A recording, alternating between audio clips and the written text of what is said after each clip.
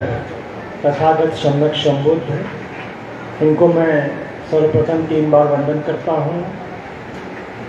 सामाजिक क्रांति के पितामह ज्योतिबा फुले, आरक्षण के जनक राजर्षि छत्रपति शाहू जी महाराज, बोधिसत्व परम पूज्य डॉक्टर बाबा साहब अम्बेडकर, बहुजन नायक मान्यवर साहब कांसीराम जी, इनको भी मैं वंदन करता हूँ, अभिवादन करता हूँ।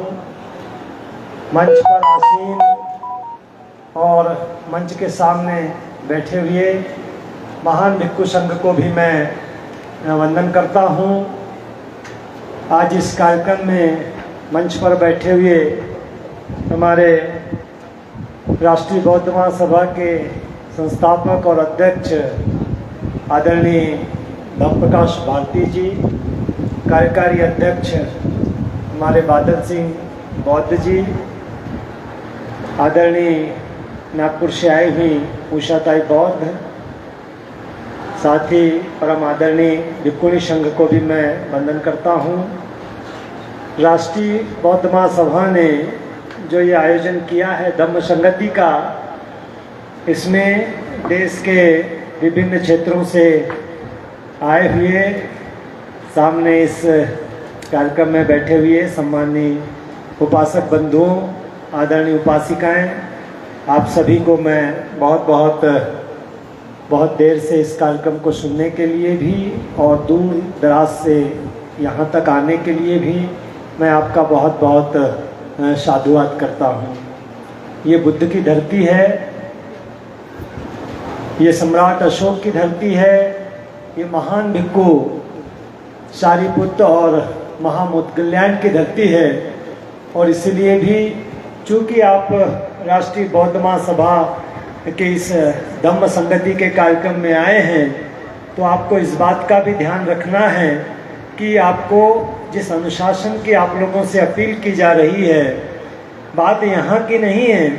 आप इस सांची में जहाँ पर भी हैं, जहाँ घूमते हैं, जहाँ पर आपको ठहराया गया है, तो आपको इस बात का भी प्रदर्शन करना, इस बात का भी ध्यान रखना है कि आप दूसरी विचारधाराओं से ज़्यादा श्रेष्ठ विचारधारा को मानने वाले लोग हैं। और इसीलिए आपका जो आचरण है वो लोगों के सामने इस तरह का नहीं होना चाहिए कि आप यहाँ पर मनोरंजन के लिए आए हैं या एंजॉयमेंट के लिए आए हैं। तो इस बात का भी आपको ध्यान रखना है। काफ़ी लंबे समय से यहाँ पर बातें चल रही है और परम आदरणीय भंते जी ने भी बहुत अच्छी बातें आपके बीच में रखी हैं, और साथ ही आदरणीय धम्म प्रकाश भारती साहब ने भी अपनी बात रखी, आदरणीय उषाताई बौद्ध ने भी अपनी बात रखी। तो ऐसा सोचा जाए, क्योंकि कल भी बहुत ज़्यादा वक्तागण आपके बीच में आने वाले हैं और आपको विभिन्न प्रकार से, विभिन्न दृष्टिकोणों से इस धम्म को लेकर या बाबा साहब को लेकर या हमारे महापुरुषों को लेकर भी आपके बीच में बातें रखेंगे। लेकिन चूंकि मुझे अध्यक्ष होने के नाते कुछ बातें रखना है, तो मैं कुछ ऐसी बातें भी रखना चाहता हूं जिस पर हमको विचार करने की भी आवश्यकता है। इस दौर में भी विचार करने की इसलिए भी आवश्यकता है क्योंकि हम वैचारिक रूप से भले ही दुनिया की सर्वश्रेष्ठ विचारधारा को मानते हैं, लेकिन हम अपने ही देश में अपनी इस विचारधारा को श्रेष्ठता दिलाने में नाकामयाब रहे हैं।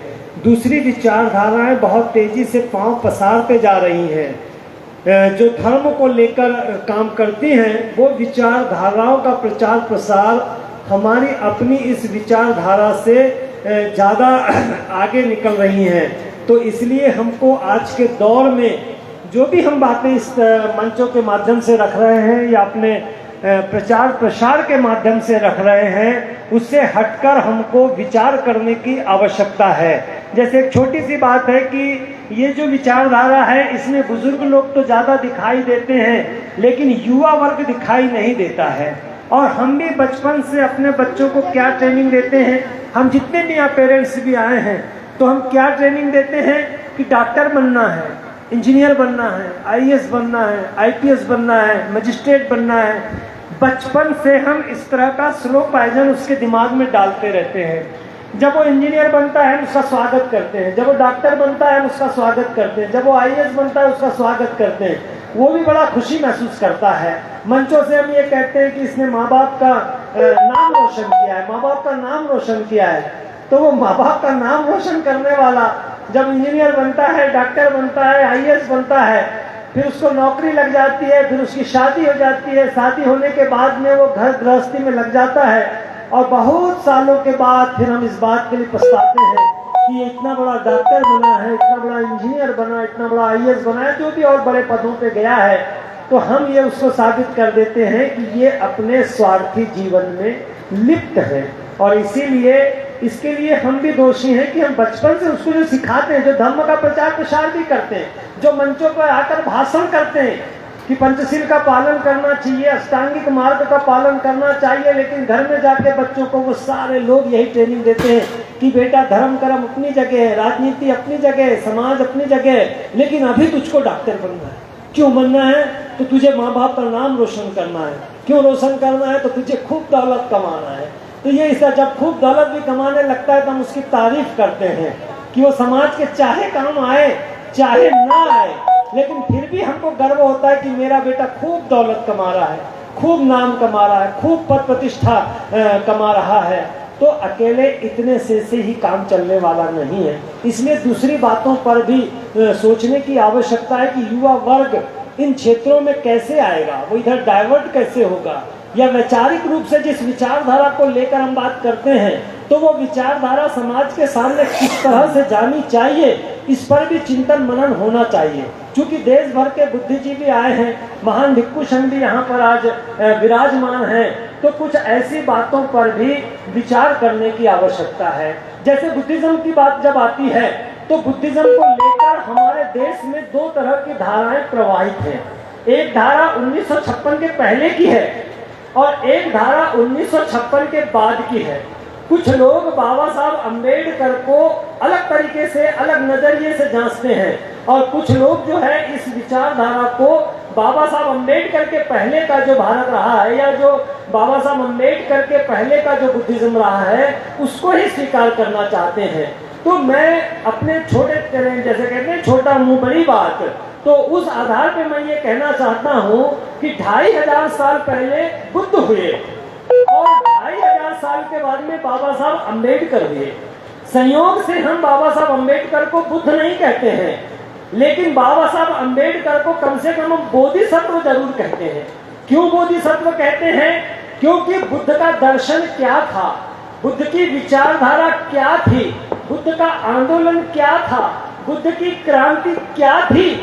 बुद्ध के बाद चाहे बड़े बड़े श्रोतापन्न हुए, चाहे बड़े बड़े शक्रिदागामी हुए, चाहे बड़े बड़े अरहत हुए, चाहे कोई भी हुए होंगे, या बड़े बड़े ज्ञानी हुए, बड़े बड़े दार्शनिक हुए, लेकिन बुद्ध वास्तव में क्या थे, बुद्ध का आंदोलन क्या था, बुद्ध का दर्शन क्या था, बुद्ध की विचारधारा क्या थी, ये 2500 साल बाद यदि हम जांचने के लिए बैठते हैं तो हम ये पाते हैं कि बाबा साहब अम्बेडकर ने 2500 साल के बाद बुद्ध को सही तरीके से समझा, बुद्ध को सही तरीके से जांचा कि बुद्ध का दर्शन क्या था, बुद्ध की विचारधारा क्या थी। और इसीलिए बुद्ध का जो भी साहित्य रहा होगा, जिसे हम महान त्रिपिटक साहित्य कहते हैं, या उसके अलावा भी जो भी और साहित्य, भारत का ही नहीं दुनिया का और कोई भी साहित्य रहा होगा, जैसे बाबा साहब अम्बेडकर ने भारत के धम्मपद से ज्यादा बेहतर चीन के धम्मपद को आंका है, तो हम ये समझ सकते हैं कि दुनिया का उन्होंने क्या नहीं पढ़ा होगा। और उसके बाद में बाबा साहब अम्बेडकर पर एक बहुत बड़ी जिम्मेदारी थी। क्या जिम्मेदारी थी? कि भारत में बुद्धिज्म के नाम पे कोई नहीं था, लेकिन बाबा साहब अम्बेडकर को जो हिंदुत्व की विचारधारा है, चूंकि वो हिंदू थे और चूंकि उन्हें हिंदू धर्म का त्याग करना था, परित्याग करना था, तो उनके सर के ऊपर एक बहुत बड़ी जिम्मेदारी थी। क्या बहुत बड़ी जिम्मेदारी थी? कि बाबा साहब अम्बेडकर के दौर में इस्लाम भी था, ईसाईयत भी थी, कम्युनिज्म भी था, कम्युनिज्म भी बहुत बड़े पैमाने पर था। और बाबा साहब के दौर में दुनिया का जो युवा था वो कम्युनिज्म के तरफ में, साम्यवाद के तरफ में बहुत ज्यादा आकर्षित था। तो ऐसे समय बाबा साहब अम्बेडकर पे इतनी बड़ी जिम्मेदारी थी कि क्या इस्लाम स्वीकार करना चाहिए, क्या ईसाइयत स्वीकार करना चाहिए, क्या कम्युनिज्म स्वीकार करना चाहिए, क्या बुद्धिज्म स्वीकार करना चाहिए, कौन सी विचारधारा को स्वीकार करना चाहिए। और यदि मैं स्वीकार करता हूं तो उन्होंने जिस तरह से भदंत आनंद कौशल्यान जी के साथ में जो संवाद हुआ था, जो भदंत आनंद कौशल्यान जी ने जो बड़े भिक्खु है, तो उन्होंने अपने एक छोटी सी किताब है उनकी, यदि बाबा न होते, उसमें उसका जिक्र किया है कि श्रीलंका में बाबा साहब से जब उनकी मुलाकात हुई थी तब बाबा साहब अम्बेडकर के साथ में जो संवाद हुआ था, तो आप उस किताब को पढ़ेंगे तो उसको बेहतर तरीके से समझ पाएंगे। तब बाबा साहब अम्बेडकर ने उन्हें कहा था कि मैं एक वक्त का इंतजार कर रहा हूँ, मैं ऐसे वक्त का इंतजार कर रहा हूं ताकि जब मैं जिस किसी विचारधारा को स्वीकार करूं, चाहे मैं बौद्ध धर्म को भी स्वीकार करूं, तो मैं अकेला ही स्वीकार ना करूं, मेरे साथ में मेरे मानने वाले लाखों लोग मेरा साथ देकर उस विचारधारा को स्वीकार करें। ये बात बाबा साहब के दिमाग में थी और इसीलिए बाबा साहब अम्बेडकर पे ये जिम्मेदारी थी कि क्या इस्लाम स्वीकार करना चाहिए। इस्लाम के लोग भी मिल रहे थे उनसे, ईसाई को मानने वाले लोग भी मिल रहे थे, तो क्या ईसाई धर्म को स्वीकार करना चाहिए। चूंकि मार्क्सवाद लेनिनवाद भी दुनिया पे बड़ा हावी था, तो क्या कम्युनिज्म को स्वीकार करना चाहिए, किस विचारधारा को स्वीकार करना चाहिए। और गलती नहीं होना चाहिए, क्योंकि वो चूक यदि हो जाएगी तो इतिहास कभी माफ नहीं करेगा। इसीलिए अकेले बुद्धिज्म का बाबा साहब अम्बेडकर ने अध्ययन नहीं किया, बाबा साहब अम्बेडकर ने इस्लाम का भी इतना अध्ययन किया, ईसाइयत का भी इतना अध्ययन किया, कम्युनिज्म का भी इतना अध्ययन किया और उसके बारे में अपनी राय रखी कि मानवता का कल्याण ना कम्युनिज्म कर सकता है, ना इस्लाम कर सकता है, ना ईसाइयत कर सकता है। और इसीलिए अंततः आखिरकार बाबा साहब अम्बेडकर ने बुद्ध धर्म का इतना अध्ययन किया, इतना अध्ययन किया और निष्कर्ष से निकाला कि मानवता का कल्याण बुद्ध धर्म के आधार पर ही हो सकता है। और इसीलिए 1956 में बाबा साहब अम्बेडकर ने, चाहे भारत में उसके मानने वाले लोग नहीं थे, लेकिन उसके बावजूद भी बौद्ध धर्म को उन्होंने अंगीकार किया।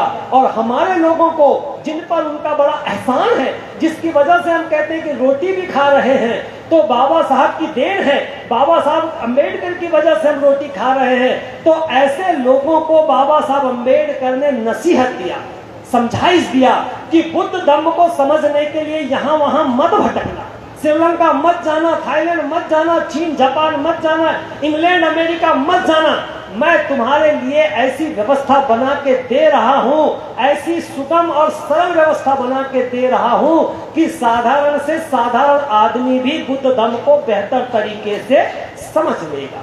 और इसीलिए उन्होंने 3 किताबों का जिक्र किया कि जिनको भी बुद्ध धर्म को बेहतर तरीके से समझना है, उन्हें कम से कम इन 3 किताबों का जो सेट है, उस 3 किताबों के आधार पर बुद्ध धर्म को आप बेहतर समझ सकते हैं। एक किताब जो बाबा साहब की है, बुद्ध और उनका धम्म, द बुद्धा एंड हिज धम्मा, ये बाबा साहब अम्बेडकर ने लिखा है। क्यों लिखा इस किताब को, कभी हमने इस बात पर जिक्र किया है? इस बात पर हम जिक्र नहीं करते हैं और इसकी चर्चा भी नहीं करते हैं, इसका उदाहरण भी नहीं देते हैं। हमारे बुद्ध विहारों में, हमारे अम्बेडकर सभागृहों में इस किताब का, इस महान ग्रंथ का एक छोटा सा वाक्यांश भी हमको कहीं देखने नहीं मिलता है। हमारा परम आदरणीय भिक्खु संघ भी, हम कई अवसरों पर ये पाते हैं कि इस महान ग्रंथ का कभी कहीं जिक्र नहीं आता है। बाबा साहब अम्बेडकर ने धम्म पद को भी इस बात का जिक्र किया है कि Dhammapada has failed to perform the function which a gospel is expected to, कि धम्म पद भी धर्म ग्रंथ कहलाने की पात्रता नहीं रखता है। लेकिन बाबा साहब अम्बेडकर की जो सोच थी वो वैश्विक सोच थी।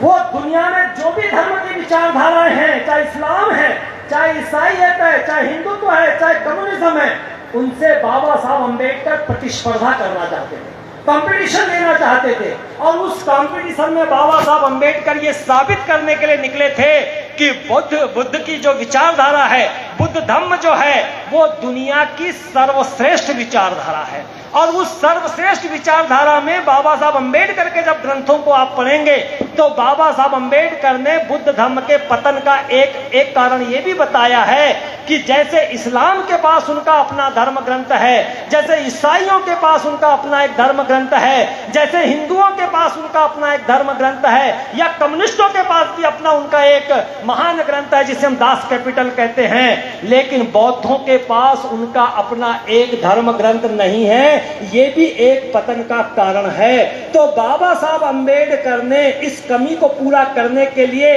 कि कुरान के मुकाबले कौन खड़ा होगा, बाइबल के मुकाबले कौन खड़ा होगा, गीता के मुकाबले कौन खड़ा होगा, दास कैपिटल के मुकाबले कौन खड़ा होगा, तो बाबा साहब अंबेडकर ने दुनिया के तमाम ग्रंथों का अध्ययन करके और दुनिया के तमाम ग्रंथों से जो मानवता का कल्याण करने वाली बातें हैं, ऐसी बातों का संग्रह करके दी बुद्धा एंड हिज धम्मा की रचना किया।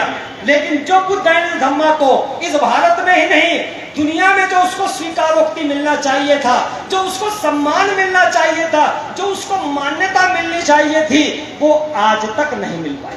वो पहचान जो उसको बनानी चाहिए थी, वो जो महान ग्रंथ है, वो अपनी पहचान बनाने में आज तक नाकामयाब रहा।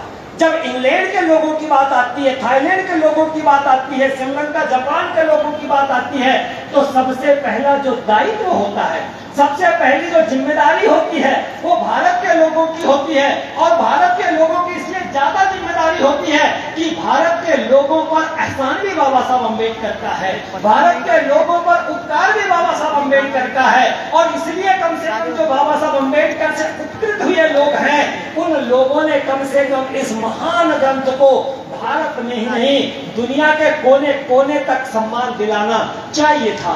लेकिन आज तक चाहे बड़े बड़े बुद्धिजीवी हुए हैं, धर्म पर लेक्चर देने वाले लोग हुए हैं, लेकिन मैं इस कमी को भी महसूस करता हूं कि इस ग्रंथ को जो सम्मान मिलना चाहिए था, बल्कि इसको विवादित इतना कर दिया गया, इतना विवादित कर दिया गया कि लोग इसके तरफ जो है उस नजर से देखना नहीं चाहते हैं या उस नजर से देखते नहीं है। दूसरा जो महान ग्रंथ है बाबा साहब अम्बेडकर ने लिखा है, वो बुद्धा और कार्ल मार्क्स लिखा है। तो बुद्धा और कार्ल मार्क्स क्यों लिखा बाबा साहब अम्बेडकर ने? कि मार्क्स की जो क्रांति है वो दुनिया में इस रूप में बहुत प्रचारित हुई थी कि मार्क्स जो है वो गरीबों की गरीबी दूर कर सकता है। लेकिन बाबा साहब अम्बेडकर ने बुद्ध के सामने मार्क्स को रख के ये साबित किया दुनिया के सामने कि मार्क्स की क्रांति में जो गरीबों की गरीबी दूर करने का तरीका है, वो तरीका बिल्कुल गलत है। बगैर खून का कतरा बहाए गरीबों की गरीबी यदि दूर करना है तो वो बुद्ध के रास्ते से ही हो सकती है। और इसीलिए बाबा साहब अम्बेडकर ने बुद्ध का रास्ता अपनाकर हम जैसे बहिष्कृत लोगों की गरीबी, जो गांव के बाहर रहने वाले लोग हैं, जिन्हें मरे हुए जानवरों का मांस खाने के लिए, अपनी भूख मिटाने के लिए मजबूर होना पड़ा, ऐसे लोगों की गरीबी बाबा साहब अम्बेडकर ने बुद्ध का रास्ता अपनाकर बगैर खून का कतरा बहाए हमारे जैसे लोगों की गरीबी दूर करने का काम किया। और इसीलिए दुनिया के सामने बाबा साहब अम्बेडकर को भारत की नजर से मत देखिए। बाबा साहब अम्बेडकर का जो संदेश है वो इंग्लैंड तक जाना चाहिए, अमेरिका तक जाना चाहिए, थाईलैंड, श्रीलंका तक जाना चाहिए कि बाबा साहब अम्बेडकर जो है वो बुद्ध के बाद में 2500 साल के बाद में बुद्ध क्या थे, बुद्ध कौन थे, बुद्ध की क्रांति क्या थी, बुद्ध का आंदोलन क्या था, ये दुनिया को बताने वाले शख्स हुए हैं। तीसरा जो महान ग्रंथ बाबा साहब अम्बेडकर ने लिखा है वो भारत में क्रांति और प्रतिक्रांति, the revolution and counter revolution in ancient India, प्राचीन भारत में क्रांति और प्रतिक्रांति। लेकिन हम ये देखते हैं कि जिस महान पुरुष ने, इतने विद्वान पुरुष ने, जिसमें हमारे भाषण करने वाले लोग कहते हैं, आप भी कहते हैं कि दुनिया के 6 विद्वानों में से एक बाबा साहब अम्बेडकर हुए, जिसे नॉलेज कहा गया, जिन्होंने दुनिया के तमाम दार्शनिक विचार, धार्मिक विचार, जो भी और विचार होंगे, सबका बाबा साहब ने अध्ययन किया। और उनके अध्ययन का तरीका हमारे जैसे नहीं था। बाबा साहब अम्बेडकर का दावा था कि मैं जो भी ग्रंथ पढ़ता हूँ वो एक बार में ही समझ लेता हूँ कि वो ग्रंथ कहना क्या चाहता है। और इसीलिए बाबा साहब अम्बेडकर ने हमारे जैसे लोगों के लिए सरल रूप में ये इस तरह के महान ग्रंथ दिया। तो हमारी जिम्मेदारी बनती है, हम देश के कोने कोने से आए हुए लोग हैं, बुद्धिजीवी लोग हैं, धर्म के प्रचार प्रसार में लगे हुए लोग हैं, तो इन महान ग्रंथों का भी दुनिया तक जो है संदेश जाना चाहिए कि ये कोई साधारण ग्रंथ नहीं है, इसको लिखने वाला कोई साधारण पुरुष नहीं है। ये बात हमको ध्यान में रखना चाहिए। और उन्हीं बाबा साहब अम्बेडकर ने बुद्ध की वो जो विचारधारा है, उस विचारधारा को ये साबित किया है कि वो वास्तव में एक रिवॉल्यूशन थी, वो एक क्रांति थी। Buddhism was a revolution, though it became a religious revolution, it became more than religious revolution, it became social and political revolution। तो ये भले धार्मिक क्रांति के रूप में दिखाई देती है, पर यह वास्तव में धार्मिक क्रांति नहीं थी, ये सामाजिक परिवर्तन की क्रांति थी, ये आर्थिक परिवर्तन की क्रांति थी, ये राजनीतिक परिवर्तन की क्रांति थी। ये इतनी बड़ी क्रांति थी जिसने देश में सामाजिक परिवर्तन किया, आर्थिक परिवर्तन किया, और केवल सामाजिक आर्थिक परिवर्तन नहीं किया, बल्कि जिन शूद्रों को कभी एहसास ही नहीं था कि हम इस देश में राजा बन सकते हैं, उन शूद्रों का राज लाने का काम भी इस क्रांति ने किया। ये अलग बात है कि बाद में प्रतिक्रांति हावी हुई और उस प्रतिक्रांति ने जो है इस क्रांति को जमींदोज किया। तो ये बात हमको समझना चाहिए साथियों। बाबा साहब अम्बेडकर ने अपने ग्रंथों में लिखा है कि आध्यात्मिक रूप से बुद्ध को स्वीकार करने में हमको बहुत नुकसान होगा, परिवर्तनवादी बुद्ध के रूप में ही उसे हमें स्वीकार करना होगा। और वो परिवर्तन किस रूप में होना चाहिए? तो वो परिवर्तन सामाजिक परिवर्तन के रूप में होना चाहिए। इसलिए बाबा साहब अम्बेडकर ने कहा कि वास्तव में बुद्ध आदर्श समाज की स्थापना करना चाहते थे, और वो आदर्श समाज किन सिद्धांतों पर होगा? तो वो आदर्श होगा समानता के आधार पर, स्वतंत्रता के आधार पर, बंधुत्व के आधार पर और न्याय के आधार पर। और उस समाज का जो प्रभावकारी जो फैक्टर होगा, जो कंट्रोलिंग फैक्टर होगा, वो नैतिकता होगा, नीतिमत्ता होगा, मोरालिटी होगा। समाज जो संचालित होना चाहिए वो नैतिकता से संचालित होना चाहिए, और उस समाज में समानता होना चाहिए, गैर बराबरी नहीं होना चाहिए, सबको बराबर की आजादी मिलना चाहिए। ये ऐसा आदर्श समाज बुद्ध स्थापित करना चाहते थे जिसमें समता, स्वतंत्रता, बंधुत्व और न्याय हो, और साथ ही साथ वो समाज को संचालित करने वाला जो तत्व हो वो नैतिकता होना चाहिए। ये आदर्श समाज क्यों स्थापित करना चाहते थे? तो बाबा साहब अम्बेडकर ने ये बताया है कि बुद्ध के पहले आदर्श समाज नहीं था, जिसे इस देश के जो प्रतिक्रांति के वाहक हैं, जिसे वो आदर्श समाज कहते हैं, वो वर्णाश्रम धर्म है, वो चातुर्वर्ण की व्यवस्था पर चलने वाला धर्म है, जिसमें नैतिकता के लिए कहीं कोई स्थान नहीं है। तो उसको खत्म करके, उसको बदल के बुद्ध जो है वो आदर्श समाज स्थापित करना चाहते थे, जो नैतिकता के आधार पर चलना चाहिए। जब आप बुद्ध उनका धर्म पढ़ेंगे, उसमें तथागत से ये पूछा जाता है कि वो जो पुराना जो आदर्श समाज है प्रतिक्रांति के वाहकों का, क्या उसमें कोई सुधार हो सकता है? तो बुद्ध उनको जवाब देते हैं कि इसमें सुधार की कहीं कोई गुंजाइश नहीं है। इसलिए गुंजाइश नहीं है क्योंकि ये ऐसा बताया जाता है कि ये जो वर्णाश्रम धर्म है ये ईश्वर के द्वारा बनाया हुआ है, इसलिए इसे सुधारा नहीं जा सकता, इसे सिर्फ समाप्त ही किया जा सकता है। तो समाप्त करने बुद्ध निकले थे उस वर्णाश्रम धर्म को, उस चातुर्वर्ण की व्यवस्था को, उस जाति व्यवस्था को, और साथ ही साथ उस आदर्श समाज में जिसमें समता हो, स्वतंत्रता हो, बंधुत्व हो, न्याय हो, उस आदर्श समाज में। लेकिन वो आदर्श समाज झूठ के आधार पर ना चले, बेईमानी के आधार पर ना चले, फरेब के आधार पर ना चले, वो नैतिकता के आधार पर चलना चाहिए। ऐसा आदर्श समाज बुद्ध बनाने निकले थे, और उसी को आगे बढ़ाने का काम बाबा साहब अम्बेडकर ने किया, और वो सारी विचारधारा बुद्ध उनके धर्म में दिया। लेकिन बाबा साहब ने अपने ग्रंथों में कहा है कि अकेले सिद्धांतों से काम नहीं चलता है, अकेले सिद्धांतों से समाज कंट्रोल में नहीं आता है। इसीलिए पुरानी संस्कृति को खत्म करने के लिए, नई संस्कृति को स्थापित करने के लिए कठोर कानून की भी आवश्यकता होती है। और संयोग देखिए कि जिसने बुद्ध की इस विचारधारा को बहुत बड़ा रूप दिया, बहुत बड़ा आयाम दिया, उसी को इस देश में उस पुरानी संस्कृति को जमींदोज करने के लिए, नई संस्कृति को स्थापित करने के लिए कानून लिखने का भी मौका मिला। और बाबा साहब अम्बेडकर ने भारत का संविधान लिखा। भारत का संविधान जो है, जैसे बुद्ध और उनका धम्म है, तो ये समझ के चलिए कि सिक्के के जैसे दो पहलू होते हैं। तो एक पहलू जो है वो बुद्ध और उनका धम्म है, और दूसरा पहलू भारत का संविधान है।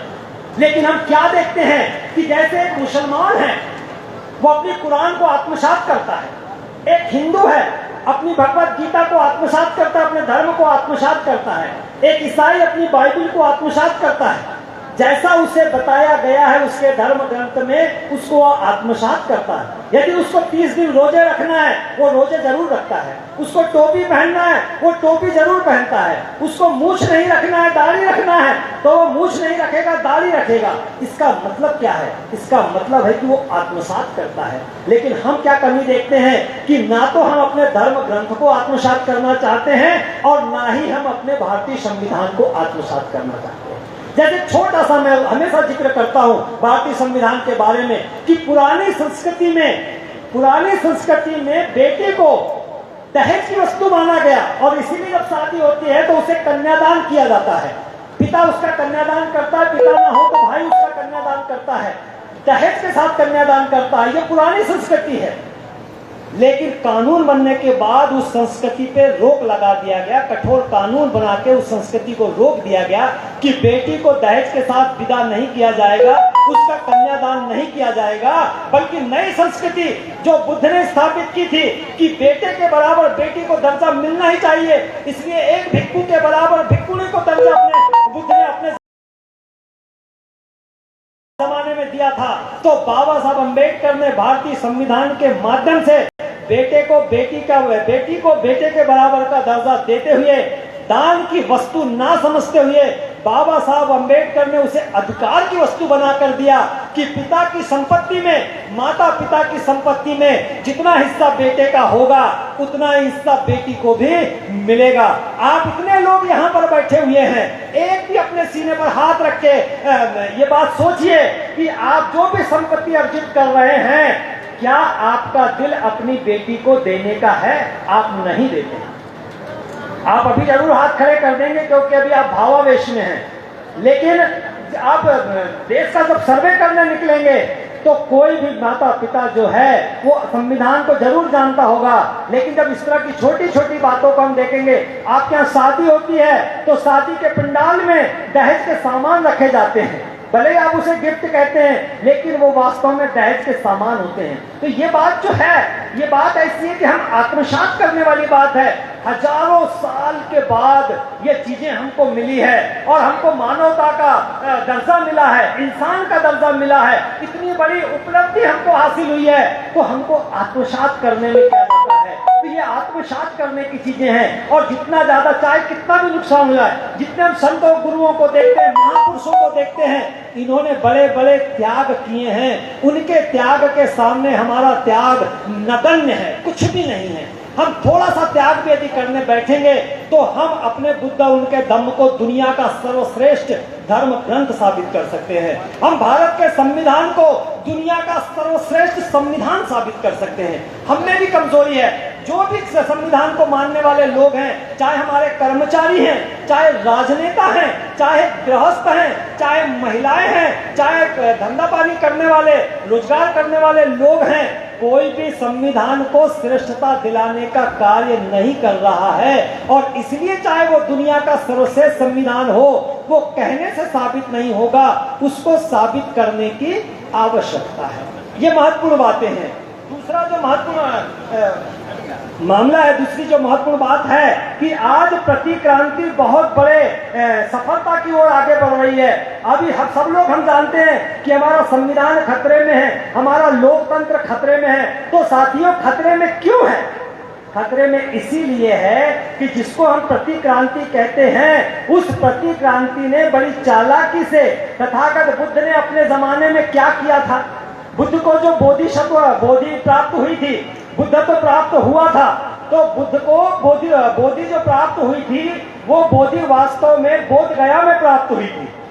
लेकिन बुद्ध ने अपनी क्रांति का जो प्रारंभ है वो बोध गया से नहीं किया था। 200-250 मील दूर तथागत जो थे वो पैदल सारनाथ गए थे। हम हमेशा कहते हैं कि वो वहां पर प्रथम धम्मोपदेश करने के लिए गए थे या वो धम्मचक्र प्रवर्तन करने गए थे। लेकिन दूसरे पक्ष पर हमको ये भी ध्यान देना चाहिए कि ठीक है वो धम्मचक्र प्रवर्तन करने गए थे या अपना पहला धम्मोपदेश करने गए थे, लेकिन दूसरा पहलू ये भी रहा है कि वो गृहस्थों को समझाने के लिए नहीं निकले थे। यदि गृहस्थों को समझाना होता तो वो अपना धम्मोपदेश या धम्म चक्र प्रवर्तन बोध गया से भी शुरू कर सकते थे। वास्तव में वो वहां पर अपने एक संघ का निर्माण करने गए थे। कैसे संघ का निर्माण करने गए थे कि एक एक व्यक्ति का ऐसा निर्माण किया जाए, एक एक व्यक्ति का ऐसा निर्माण किया जाए। किस तरह से निर्माण किया जाए कि जो त्याग के आधार पर हो, जो नैतिकता के आधार पर हो, उसे परिवार का त्याग करना ही होगा, उसे संपत्ति का त्याग करना ही होगा। क्यों परिवार का त्याग करना होगा? क्योंकि समाज परिवर्तन के लिए, आर्थिक परिवर्तन के लिए, राजनीतिक परिवर्तन के लिए बाबा साहब अम्बेडकर ने बताया कि परिवार का त्याग बुद्ध ने क्यों रखा। तो इसलिए रखा क्योंकि बुद्ध चाहते थे फुल टाइम वर्कर चाहिए, पूर्णकालिक कार्यकर्ता चाहिए। एक गृहस्थ पूर्णकालिक हो नहीं सकता, 24 घंटे सेवा देने वाला, जिस पर किसी प्रकार का कोई तनाव ना हो, किसी प्रकार की कोई चिंता ना हो। इसलिए परिवार से दूर होने वाला व्यक्ति ही समाज परिवर्तन के काम में योगदान दे सकता है। संपत्ति से उसे क्यों दूर रहना चाहिए? ताकि उसके मन में किसी प्रकार का लोभ ना हो, लालच ना हो, उसे किसी प्रकार से फंसाया ना जा सके। आज हम देखते हैं ईडी वालों का छापा पड़ता है, सीबीआई का छापा पड़ता है, लोकायुक्त का छापा पड़ता है। जहां पेपर में खबर आती है तो हमारे जैसा गृहस्थ घबरा जाता है, कहीं मेरे घर भी तो नहीं आ जाएंगे, कहीं मेरे घर भी तो नहीं आ जाएंगे। तो ये जो डर बना रहता है, तो बुद्ध ने अपने जमाने में, बाबा साहब ने लिखा है कि संपत्ति से भी इतना दूर किया, उन्हें इतना दूर किया, केवल 8 सामग्री दिया, केवल 8 सामग्री। आप सब लोग जानते हैं कि 3 चीवर रहेंगे, एक कमर में बांधने वाला बेल्ट रहेगा, एक उस्तरा रहेगा, एक पानी छानने का कपड़ा रहेगा, एक सुई धागा रहेगा। इसके अलावा किसी प्रकार की कोई संपत्ति उनके पास में नहीं रहेगी, ताकि उनका जो भिक्खु होगा या जो उनका जो कार्यकर्ता होगा या जो फुल टाइम वर्कर होगा, उस पर किसी भी प्रकार का कोई दोषारोपण न आ सके। क्योंकि जो ब्राह्मणवाद है वो दोषारोपण करने में बहुत माहिर है, बहुत चालाक है, और इसीलिए बुद्ध ने ऐसे लोग तैयार किया, उनका ऐसा निर्माण किया, और निर्माण करने के बाद में एक एक कार्यकर्ता को, एक एक भिक्खु को कहा कि इस दिशा में जाओ जिस दिशा में कोई नहीं गया, अकेले जाके लड़ो, अकेले जाके परिवर्तन का काम करो। और इसीलिए इतना बड़ा परिवर्तन हुआ, इतना बड़ा परिवर्तन हुआ कि बाबा साहब अम्बेडकर ने लिखा है कि भारत का इतिहास केवल बौद्ध धर्म और हिंदू धर्म के बीच का खूनी संघर्ष रहा है, रक्त रंजित संघर्ष रहा है। इतनी बड़ी योजना, और हम इतनी बड़ी योजना पे काम नहीं करना चाहते हैं, बल्कि हमारे बदले में किसने इस योजना पे काम कर लिया? तो 1925 से प्रतिक्रांति के वाहकों ने इस योजना पे काम कर लिया, और ऐसे लोगों का निर्माण किया, ऐसे लोगों का निर्माण किया जो फुल टाइम वर्कर भी हो, जो संपत्ति से दूर हो, वो माया मोह से दूर हो, और वो काहे के लिए काम करें? तो वो इस देश को हिंदू राष्ट्र बनाने के लिए। बाबा साहब अम्बेडकर ने तो 1950 में उस हिंदू राष्ट्र पे लगाम लगा दी, और हमको चेतावनी दे दी कि किसी भी कीमत पर इस देश को हिंदू राष्ट्र मत बनने देना। Hindu Raj must be prevented at any cost. कोई भी कीमत चुकानी पड़ जाए, लेकिन हिंदू राष्ट्र मत बनने देना। हम कीमत चुकाने के लिए आज तैयार नहीं है। 100-500 रुपए खर्च करने से बात बनने वाली नहीं है। जो त्याग बुद्ध के जमाने में, उस जमाने के उनके कार्यकर्ताओं ने किया, जो आज के जमाने में हिंदू राष्ट्र के जो वाहक हैं, प्रतिक्रांति के वाहक हैं, उनके कार्यकर्ताओं ने किया है, जिन्हें वो स्वयं सेवक कहते हैं। और उन्हीं स्वयं सेवकों ने आज वो 150 की संख्या में नहीं है, लाखों की संख्या में है, और इसीलिए आज इस देश की सारी संस्थाओं को उन्होंने प्रभावित कर लिया। शासन को प्रभावित कर लिया, प्रशासन को प्रभावित कर लिया, न्यायपालिका को प्रभावित कर लिया, सेना को प्रभावित कर लिया, धर्म को प्रभावित कर लिया, संस्कृति को प्रभावित कर लिया, साहित्य को प्रभावित कर लिया, इतिहास को प्रभावित कर लिया, यहाँ तक कि इस देश के नागरिकों के मनोमस्तिष्क को प्रभावित कर लिया। या ये कह लीजिए कि एक प्रकार से कंट्रोलिंग इन्फ्लुएंस, प्रभावकारी नियंत्रण इस समय उनके कार्यकर्ताओं का है। और वो कार्यकर्ताओं का साधारण योगदान नहीं है, 100-500 रुपए का योगदान नहीं है, या जम्मू कश्मीर से मैं सांची आ गया, या मैं उड़ीसा से सांची आ गया, या मैं मध्य प्रदेश से सांची आ गया, या मैं यूपी से सांची आ गया। इतना बड़ा योगदान नहीं है। कुछ कीमत चुकानी पड़ती है, कुछ बड़ा त्याग करना पड़ता है। वो बड़ा त्याग करने का जज्बा अभी हमारे लोगों के पास नहीं आया है, और इसीलिए हमारे पास में युवाओं की फौज दिखाई नहीं देती है। यदि आपको पाकिस्तान से खतरा है, यदि आपको चीन से खतरा है, तो चीन के पास जैसी सेना है वैसी सेना आपको तैयार करना ही पड़ेगा। आप यहां से कहेंगे, सांची से कहेंगे कि इंजीनियर किशोर मैं भी मिसाइल पकड़ूंगा, मैं भी बंदूक उठाऊंगा और चीनी सैनिकों से लड़ लूंगा, मैं लड़ नहीं सकता, क्योंकि मुझे कोई ट्रेनिंग नहीं है, मेरे पास कोई सिस्टम नहीं है। तो मैं केवल दावा करूंगा कि मैं लड़ लूंगा, काम बनने वाला नहीं है। आपको सेना में भर्ती होना पड़ेगा और जो भी सेना के नियम कानून कायदे अनुशासन है उसका पालन करना पड़ेगा। तो ये साथियों, ये लड़ाई है और ये लड़ाई साधारण नहीं है। बाबा साहब अम्बेडकर ने लिखा है कि यह रक्त रंजित लड़ाई है। पहले भी रक्त रंजित लड़ाई रही है, आने वाले समय में भी रक्त रंजित लड़ाई ही होगी, और उसके आसार, उसके लक्षण भी हमको दिखाई दे रहे हैं। और इसीलिए युवा इस ओर कैसे आएगा, युवा अपना त्याग करने के लिए सामने कैसे आएगा? ये लोभ, लालच, मोह, माया, ग्लैमर, डॉक्टरी, इंजीनियरिंग, आईएएस, आईपीएस का जो ग्लैमर उस पर हावी है, वो बड़ी बड़ी गाड़ियां देख के प्रभावित होता है, कपड़े देख के प्रभावित होता है, वो जीन्स देख के प्रभावित होता है, वो जूते देख के प्रभावित होता है, वो बड़ी बड़ी कोठियां देख के प्रभावित होता है और ख्वाब देखता है कि मैं भी ऐसे ही बनाऊंगा, मैं भी ऐसे ही बनाऊंगा। पहले हमारे जागृति गीत गाने वाले गाया करते थे कि तुम्हारी दास्तां भी ना होगी दास्तानों में, तो हमारी दास्तां भी नहीं रहेगी दास्तानों में यदि हम गाड़ी के ही चक्कर में रहे, यदि हम बंगलों के ही चक्कर में रहे। युवा को इस बात के लिए भी तैयार करना पड़ेगा, और वो ऐसे नहीं आएगा, अपील करने से नहीं आएगा कि युवाओं को भी आना चाहिए। हम तो कहते हैं आना चाहिए, युवाओं को भी आना चाहिए, आना चाहिए कहने से नहीं होता। यदि ऐसा होता तो तथागत अपने जमाने में 2500 साल पहले आह्वान करके बुला लेते, वो तो बुद्ध पुरुष थे, लेकिन उन्होंने उनका निर्माण किया, उनके लिए एक योजना बनाई, उनके लिए एक रणनीति बनाई, और उस रणनीति जब कामयाब हुई तो बड़े बड़े राजकुमार भी धन दौलत का परित्याग करके भिक्षु बनने के लिए सामने आए। या हेडगेवार ने भी 1925 में ऐसी रणनीति बनाई, ऐसी प्लानिंग बनाई, ऐसी योजना बनाई कि चाहे उसके पास 4-5 लड़के थे नागपुर में जो उसको गालियां, उसके परिवार के लोग चाहे हेडगेवार को गाली देते थे, लेकिन आज का दौर ऐसा है कि वो गर्व करते हैं कि हम जिस संस्था में जुड़े हैं वो जरूर इस देश को हिंदू राष्ट्र बना के रहेगी, भगवत गीता को इस देश का धर्मशास्त्र बना के रहेगी, और मनुस्मृति को इस देश का कानून बना के रहेगी। वो इसलिए वो गर्व करते हैं, दावा करते हैं, क्योंकि उन लोगों ने जो त्याग, जो समर्पण कोई विचारधारा मांगती है तो वो त्याग जो है वो उन्होंने किया है। तो इसीलिए आज यहाँ महान भिक्षु संघ भी बैठा हुआ है। मैं तो बहुत छोटा सा व्यक्ति हूँ, हो सकता है मुझसे कोई ऊंच नीच हो जाए या कोई बातें इधर उधर हो जाए, लेकिन भविष्य कैसा आने वाला है ये हम सबको दिखाई दे रहा है। 150 करोड़ की देश में आबादी है, 150 करोड़ को प्रभावित करने के लिए आपके पास में क्या है? पूरे देश भर के लिए 2000 लोग इकट्ठे हो जाएं, ये देश को नहीं बदल सकते या देश की रक्षा नहीं कर सकते।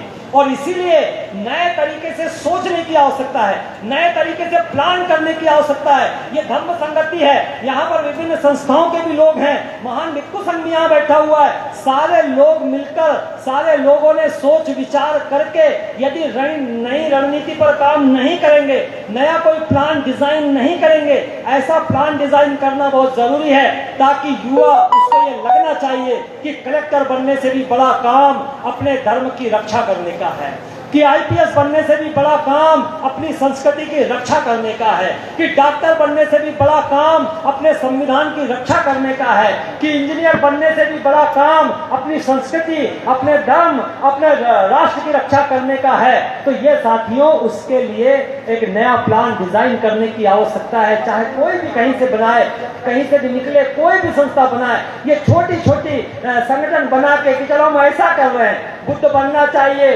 बुद्ध दिखना चाहिए, बौद्ध सीखना चाहिए, बौद्ध नाम ऐसा होना चाहिए, ये कब तक चलेगा? ठीक है कि ऐसा होना भी चाहिए, लेकिन धीरे धीरे धीरे धीरे धीरे, जैसे केकड़ा चारों तरफ से, डॉक्टर साहब बैठे हुए हैं भंते जी, वो जानते हैं कि कैंसर क्यों कहा जाता है, क्योंकि चारों तरफ से घेरता है, चारों तरफ से शरीर को घेरता है। तो प्रतिक्रांति जो है वो केकड़े की तरह, कैंसर की तरह इस देश को घेर रही है, और एक न एक दिन ऐसा होगा। यदि ऐसा ही चलता रहा तो विजय उनकी होगी, और यदि मान लो विजय उनकी होगी तो फिर हमारे पास में पछताने के लिए भी कुछ नहीं होगा। क्योंकि आज लोकतंत्र है, क्योंकि आज संविधान है, ऐसे समय हम अपने युवाओं के लिए नया कोई प्लान डिजाइन कर सकते हैं। और यदि वो प्लान कामयाब हो गया तो मैं ऐसा समझता हूं कि जो डॉक्टर बनना चाहते हैं, जो इंजीनियर बनना चाहते हैं, जो IAS IPS बनना चाहते हैं, कभी ना कभी उनके मन में भी ये भावना आएगी कि अपने संविधान के लिए, अपनी संस्कृति के लिए, अपने धर्म के लिए, अपने राष्ट्र के लिए, इसकी रक्षा के लिए हमें योगदान देना चाहिए, हमें बड़े से बड़ा त्याग करना चाहिए, हमें नैतिक जीवन अपनाना चाहिए। क्योंकि पुरानी संस्कृति से लड़ने का सबसे बड़ा हथियार नैतिकता है। हम समझ ही नहीं पाए हैं पुरानी संस्कृति वर्सेस नई संस्कृति, ब्राह्मणवादी संस्कृति वर्सेस बौद्धिस्ट संस्कृति। तो बुद्धिस्ट संस्कृति का सबसे बड़ा हथियार नैतिकता है, लेकिन बौद्धों की पहचान अभी नैतिक रूप से बन नहीं पाई है। हम नैतिक हैं ऐसा कोई नहीं समझता है। तो इसलिए साथियों, नए डिजाइन की, नए प्लान की, नए रणनीति की आवश्यकता है। यदि हम उस पर काम नहीं करेंगे और छोटी छोटी बातें या छोटे छोटे संगठन बनाकर केवल हम ये दावा करेंगे कि मोहन भागवत मुझसे डर रहा है, मोहन भागवत हमारी संस्था से डर रहा है, मोहन भागवत तुम्हारे जैसे चीटी जैसी संस्था से डरने वाला नहीं है। उसने पूरे देश को अपने कब्जे में ले लिया है। जो भी मार्ग में बाधाएं हैं वो खुद भी दावा भी करता है कि हम 25 साल में या 5 साल में या 10 साल में ऐसा कर लेंगे। हो सकता है उसको समय लगे और हमें भी समय देते रहे तो उनको हो सकता है थोड़ा ज्यादा समय लगे, लेकिन वो अपने मकसद में कामयाब हो सकते हैं। और यदि ऐसा हुआ तो जिस गुलामी से हमको हजारों साल के बाद मुक्ति मिली है, कहीं फिर से वो गुलामी हमारे ऊपर हावी ना हो जाए। इसलिए साथियों, बहुत सोचने की, बहुत समझने की, इस धर्म को श्रेष्ठता दिलाने की, इस संविधान को श्रेष्ठता दिलाने की, और इस देश के जो युवा हैं जिन पर बाबा साहब अम्बेडकर का बड़ा उपकार है, बड़ा एहसान है, ऐसे युवाओं को इस क्षेत्र में डाइवर्ट करने की और बड़े त्याग करने के लिए प्रेरित करने की आवश्यकता है। ये करना बहुत जरूरी है। तो ऐसी बातें रखना मैं समझ रहा था कि आज ऐसे मौके पर जरूरी होगा। और इसके साथ ही साथ जो एक और छोटी सी कमी हमको दिखाई देती है कि जो बुद्ध का धम्म है वो अकेले एक वर्ग विशेष के लिए नहीं है, ये पूरे बहुजन समाज के लिए है। तो पूरे बहुजन समाज का प्रतिनिधित्व हमारे आयोजनों में, हमारी संस्थाओं में, हमारे धम्म में कि दिखाई देना चाहिए। और इसलिए जो देश देश से दूर दूर से आप लोग आए हैं, तो आप इस बात का ध्यान रखिए कि जहां पर अभी ऐसे आयोजन होते हैं, जहां पर भी हमारे कैडर कैंप्स होते हैं, शिविर होते हैं, तो आप उसमें बहुजन समाज की जो विभिन्न जातियां हैं उनके लोगों को चाहे किसी तरह से भी समझाकर जरूर लाइए। बार बार हैमरिंग होगी, बार बार हमारी बातें उन तक जाएगी, तो आज नहीं तो कल वो भी हमारी बातों को सुनने के लिए तैयार होंगे। इसे बहुजन बुद्ध के धम्म को बहुजन समाज का आंदोलन बनाना भी बहुत जरूरी है। तो ये ऐसी कुछ बातें हैं साथियों, इन पर भी विचार करने की आवश्यकता है। ऐसा मत समझिए कि जो मुझसे पहले बोलने वाले थे या कल भी जो बोलने वाले हैं वो कोई गलत बोलेंगे या आपके भले के लिए नहीं बोलेंगे। उसमें भी आपकी भलाई है, जो कल बोलेंगे उसमें भी आपकी भलाई है। लेकिन मेरा ऐसा विचार है कि इन बातों पर भी हमको गंभीरता से विचार करना चाहिए, और इसलिए आपके बीच में मैंने आप ये बातें रखी है। समय बहुत ज्यादा होते चला जा रहा है, क्योंकि भंते जी ने कुछ ज्यादा तारीफ कर दी, तो मैं भंते जी को साधुवाद करता हूं। और आप लोगों ने भी धैर्य के साथ में मेरी बातों को सुना, उसके लिए मैं आपका बहुत बहुत साधुवाद करता हूं। हृदय से आप सभी का आभार मानता हूं। बहुत बहुत धन्यवाद। जय भीम, जय भारत, नमो बुद्धाय। बहुत बहुत साधुवाद।